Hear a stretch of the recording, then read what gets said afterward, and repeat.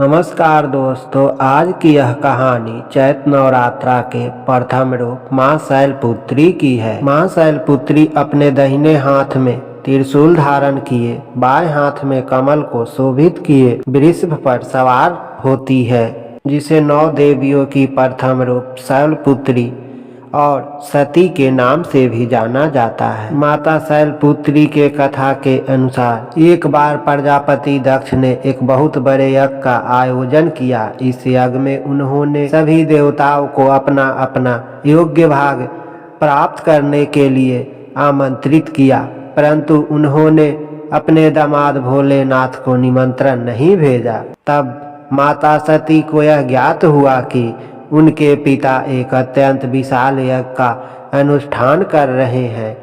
तब उनका मन वहां जाने के लिए बेचैन हो गया। उन्होंने भोलेनाथ को अपने मन की सारी व्यथा बताई। तब भोलेनाथ बोले, देवी दक्ष प्रजापति शायद हमसे किसी बात से रुष्ट हैं, इसीलिए उन्होंने सभी देवताओं को अपना यज्ञ भाग समर्पित किया है, परंतु उन्होंने हमें नहीं बुलाया, ना ही हमें कोई निमंत्रण भेजी, इसीलिए आपका वहां जाना उचित नहीं होगा। भोलेनाथ की यह बात सुन माता सती का मन शांत नहीं हुआ।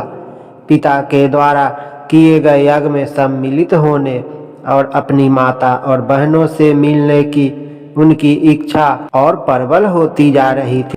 माता के आग्रह करने पर भोलेनाथ ने माता सती को वहां जाने की आज्ञा दे दी। पिता के घर जाकर माता सती ने देखा कि कोई भी उनसे प्रेम और आदर पूर्वक बात नहीं कर रहा है। केवल उनकी माता ने उन्हें स्नेह से गले लगाया। बहनों की बातों में व्यंग और उपहास था। अपने परिजनों के इस व्यवहार से माता सती के मन को बहुत दुख पहुंचा। यह सब देखकर उनका हृदय शोक, गलानी और क्रोध से संतप्त हो उठा। वह सोचने लगी, भोलेनाथ की बात ना मानकर यहाँ आकर मैंने बहुत बड़ी गलती करी है। वह अपने पति के इस अपमान को सहन ना कर सकी और उन्होंने अपने उस स्वरूप को वही यज्ञ अग्नि में जलकर भस्म कर दिया। इस दुखद घटना को सुन भोलेनाथ ने क्रोध में आकर अपने गणों को भेज दक्ष के उस यज्ञ का पूर्णतः विध्वंस कर दिया।